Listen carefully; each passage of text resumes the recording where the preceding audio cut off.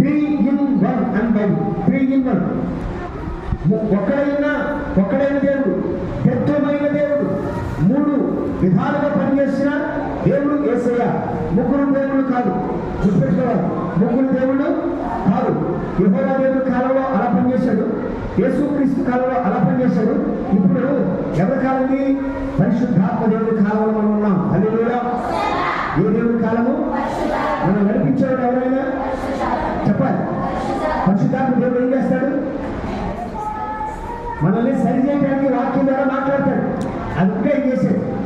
మనం సరి చేయడానికి వాక్యం ద్వారా దైవదాసు నుంచి ఆయన మాట్లాడతాడు. అందుకని మనకి దేవుడికి మధ్యవర్తిగా యేసుక్రీస్తు అనే నరుడు వచ్చాడు. ఈయన దేవుడైంది మనుషులందరి పాపం కొరకు మనిషిగా పుట్టాడు. 7వ వచనం. ఈయన 6వ వచనం. ఈయన అందరి కొరకు విమోచన క్రయధనముగా తనను తానే సమర్పించుకున్నాడు. దీనిని గూర్చిన సాక్ష్యము యుక్త కాలం యందు ఇయ్యబడును. హల్లెలూయా, హల్లెలూయా. యేసుక్రీస్తు ప్రభువు మనుషులందరి కొరకు క్రయధన విమోచనము, క్రయధనము.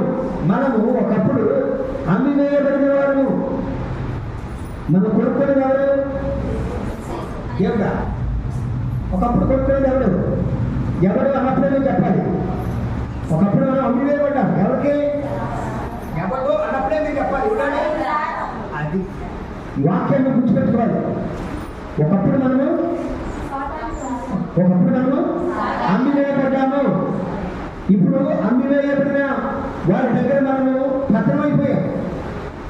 మంచి భర్త అయితే బాగా చూసుకుంటాడు, తాగేవాడైతే రోజు కొడతాడు, మూర్ఖుడైతే రోజు కొడతాడు. వీడు మూర్ఖుడు, వీడు తాగొద్దు. ఎవడాడు? సైతాను. అబద్ధములకు జనకుడు, అబద్ధములు బుద్ధించుడు, అబద్ధ జీవితంలో ఇది మంచిది అని భ్రమపరచు మనల్ని నడిపించేవాడు. అర్థమైనా? వీడు అపవాది. వీడికి మనము అమ్మివేయబడ్డాము. ఇప్పుడు వాడి దగ్గర నుంచి మనం విడిపించాలి. క్రయధనము, కొంత ధనము వాడికి చెల్లించాలి. ఏం చెల్లించాలి అంటే బలి స్థానంలో పరిశుద్ధ రక్తమును చెల్లించాలి.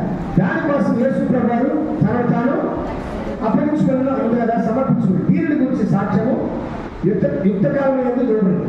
ఈ సాక్ష్యం ఇచ్చుటకై నేను ప్రకటించువాడను గాను. ఇప్పుడు అక్కడు పౌలు గారు నేను సేవకుడిని, కానీ ఈ మాటలు ప్రకటించడానికే నేను ప్రకటించేవాడు గాను, అపోస్తలుడు గాను, విశ్వాస సత్యముల విషయంలో అన్యజనులకు బోధకుడు గాను నియమింపబడి. ఇదిగో ఎవడైనా వాక్యము చెప్పాలి అన్నా, నేను ఇప్పుడు చెప్తున్న పిల్లరా, ఎవడైనా వాక్యము చెప్పాలన్నా, ఎవడైనా సేవ చేయాలన్నా పౌలుగా చెప్తున్నాడు, నేను అన్యజనుల కొరకు కూడా నియమింపబడి తిని. హల్లెలూయా. ఇప్పుడు మనోడు ఎవరైనా పాస్టర్ అవ్వాలి, ఎవరైనా వాక్యం చెప్పాలి అని ఆశిస్తే ఎక్కడికి వెళ్ళాలంట? అన్యజనుల దగ్గరికి. ఎక్కడికి వెళ్ళాలి? నెంబర్ 1 గుర్తుపెట్టుకోవాలి. ఎక్కడికి వెళ్ళాలి? ఇప్పుడు మీరు ఎవరన్నా తెలియదు, దేవుడు మీకు నడిపించాడు. మా ఊళ్ళో గుర్తెట్టుకుని మా ఊళ్ళోనే పాస్టర్ చెప్పుకుంటే ఇది ఉంటుందా? చెప్పలేమా? ఫేస్ టు ఫేస్ మాట్లాడుతున్నాం. చాలా లోతుకి వెళ్తాం. అందుకని చాలా మంది కోపం వస్తుంది, చాలా మంది బాధ కలుగుతుంది, మైక్ ద్వారా వినియోగం కూడా బాధ కలుగుతుంది. రేపు ప్రదాస్ గారి నుంచి ఈ వాక్యం ఉన్నట్టుగా చెప్తా విమర్శించుకుంటారు. ఆయన ఎవరైంది స్తోత్రం చెప్తాం. హల్లెలూయా, హల్లెలూయా. వాక్యం ఉన్నట్టుగా మనం నేర్చుకోబోతున్నాం పిల్లలు. అక్కడ వరకు ఒక భాగం అయితే ఇక్కడ నుంచి మరొక భాగం. నేను ఉందే చెప్పా, విశ్వాసం ఎలా ఉండాలి, సంఘం ఎలా ఉండాలి, బోధకులు ఎలా ఉండాలి, ప్రజలు ఎలా ఉండాలి, సంఘ పెద్దలు ఎలా ఉండాలి రాబోతుంది. పిల్లలా దయచేసి మనం చదివిన వాక్యము మరొక పర్యాయాన్ని మనం చూస్తే అపోస్తలుడైన పౌలు గారట అన్యజనులకు బోధకుడు గారు. ఇప్పుడు మార్కు సువార్త 16 వచ్చింది. మార్కు సువార్త 16వ అధ్యాయం 16వ వచ్చింది. ఏమనుంది? మీరు సర్వలోకములకు నుండి, సరే, మీరు సర్వలోకములకు నుండి సర్వ సృష్టికి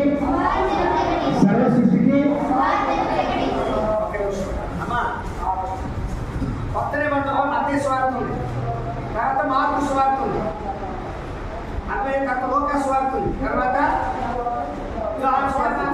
మరి కొత్త నిబంధన మార్కు అనగానే కొరింథీ పత్రిక దాటేసిపోతే ఎక్కడ ఉంది మీకు? బైబిల్ చదవండి, వాక్యం తెలుస్తుంది. చాలు, ఇంకా డిస్కషన్లో కనుక చాలా వచ్చింది. దయచేసి గమనించండి. ఇప్పుడు ఎవరైనా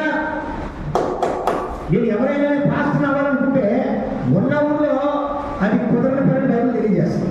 నెంబర్ టూ వాడు ఎక్కడికి వెళ్ళాలి? సర్వలోకములకు, అన్యజనుల ప్రాంతానికి వెళ్ళిపోవాలి. అక్కడికి వెళ్ళి వాడు భాగం వేయాలి. కష్టమో నష్టమో, తిడతారో అనుమానిస్తారో, ఎన్నెన్నో చేస్తారో, అర్థమైందా?